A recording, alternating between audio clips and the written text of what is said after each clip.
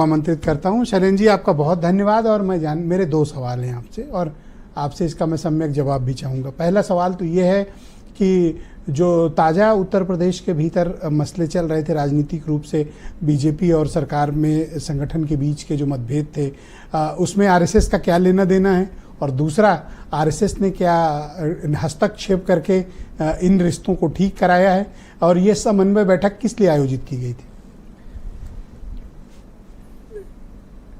अभी आपने जैसा कहा कि भारतीय जनता पार्टी संघ का एक आनुषांगिक संगठन है, और सिर्फ भारतीय जनता पार्टी नहीं, 100 से अधिक ऐसे संगठन हैं जो विभिन्न क्षेत्रों में काम कर रहे हैं। समवैचारिक संगठन है, संघ की प्रेरणा से काम करते हैं। और भारतीय जनता पार्टी भी आवश्यक नहीं है कि जितने लोग हैं सभी संघ के स्वयंसेवक ही हों, और यह भी आवश्यक नहीं है कि जो स्वयंसेवक हो सिर्फ भारतीय जनता पार्टी में ही काम कर रहा हो। अभी 2 दिन पूर्व संघ के बहुत ही वरिष्ठ प्रचारक बाल जी का निधन हुआ, और उसके बाद में मैंने सोशल मीडिया पर जो पोस्ट डाली तो उस पर श्रद्धांजलि देने के लिए Samajwadi party, Congress party, Bahujan Samaj party के नेताओं ने भी हमारे वाल पे आकर के अपनी अपनी टिप्पणियां और श्रद्धांजलि अपने ढंग से प्रस्तुत की। हमें यह नहीं भूलना चाहिए कि देश के पूर्व राष्ट्रपति प्रणब मुखर्जी संघ के दीक्षांत समारोह में नागपुर गए थे। हमें यह भी नहीं भूलना चाहिए कि सरदार पटेल ने अलग अलग अवसरों पर संघ के स्वयंसेवकों की भूमिका को प्रशंसनीय बताया है। हमें यह भी नहीं भूलना चाहिए कि जम्मू कश्मीर अगर आज भारत का हिस्सा है तो उसमें राष्ट्रीय स्वयंसेवक संघ और परम पूज्य सर संचालक तत्कालीन गुरु गोलवलकर जी की महत्वपूर्ण भूमिका थी। लेकिन इसके लिए इतिहास का अध्ययन करने की आवश्यकता होती है। फोरम पर आकर के अनर्गल किसी प्रकार का प्रलाप करके कुछ भी कह के चले जाना कि गोलवलकर जी ने कहा और संघ कार्यालय पर झंडा नहीं फहराया जाता। अरे झंडा तब फहराया जाता है, उसका एक फ्लैग कोड है। नवीन जिंदल ने उसके लिए लिटिगेशन किया, उसके बाद में व्यक्तिगत रूप से लोगों को उसको फहराने के लिए कोर्ट से उसका परमिशन मिला, उसके बाद लोग उसके लिए तिरंगे को लेकर के इस प्रकार का भय, भ्रम और वातावरण बनाना। चर्चा नहीं है, चर्चा इस बात की है कि झगड़ा आपने खत्म करा दिया। झगड़ा कोई नहीं था। झगड़ा ये तो व्यक्ति की दृष्टि पर निर्भर करता है। दृश्य क्या है ये महत्वपूर्ण। अरे वही गुस्साए थे, हम लोग की दृष्टि थोड़ी थी। नहीं, गुस्साने और प्रशंसनीय और प्रसन्न होने का विषय नहीं है। विषय ये है कि अगर एक संगठन है और जीवन संगठन है, उसमें सबको अपनी बात कहने की अभिव्यक्ति की स्वतंत्रता है, और अगर कोई व्यक्ति अपनी बात को कहने के तरीके में थोड़ी भिन्नता हो, उसको मत भिन्नता के आधार पर अगर उसको मनभेद में अगर उसको ट्रीट किया जाए, मुझे लगता है कि ये व्यवहारिक रूप से ये चमत्कार आप लोगों ने कैसे कर लिया कि जो दिल्ली वाले नहीं कर पाए वो आरएसएस के एक टॉप लीडर ने आके कर दिया? ऐसा क्या है आपके पास जो दिल्ली वाले नहीं समझा पाए, आपने समझा दिया?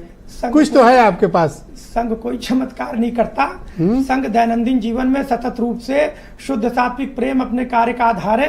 इस आधार पर हम लोगों के बीच में सतत रूप से बने रहते हैं। किसी चुनाव के लिए, किसी राजनीतिक एजेंडे के लिए संघ कोई काम नहीं करता।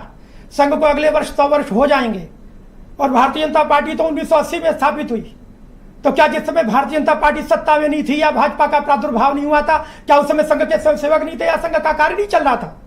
तो संघ किसी संगठन का मुखापेक्षी नहीं है, हमारी किसी पे आश्रितता नहीं है। ओके, अच्छा, आपने मेरे एक सवाल को घुमा दिया बहुत स्मार्टली। रूप से कोई अब आए क्यों थे फिर अरुण कुमार जी? अरुण कुमार जी अखिल भारतीय अधिकारी है, प्रवास उनका पूरे भारत में हो सकता है, लखनऊ में भी हो सकता है। ये शेड्यूल्ड मीटिंग थी? शेड्यूल्ड मीटिंग है।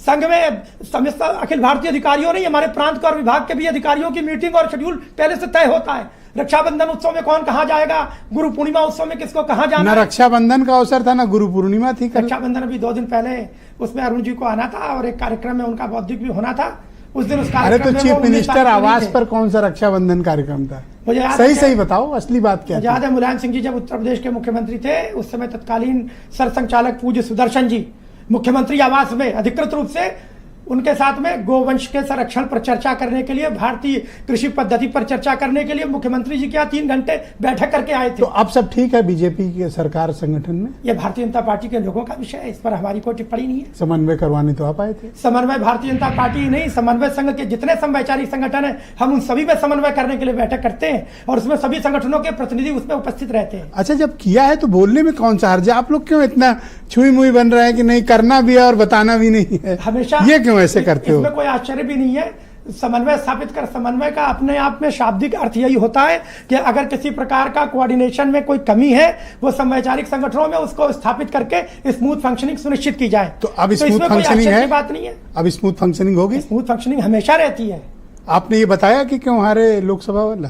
नहीं, ये हमसे जब कोई पूछता है तभी बताते हैं, बिना बताए तो इन 2 दिन में तो पूछा होगा, बताया तो होगा। मुझे लगता है 4 जून को मतगणना हो गई थी, उसके बाद में ये बहुत लंबा समय हो गया, इस पर काफी चर्चा हो चुकी है।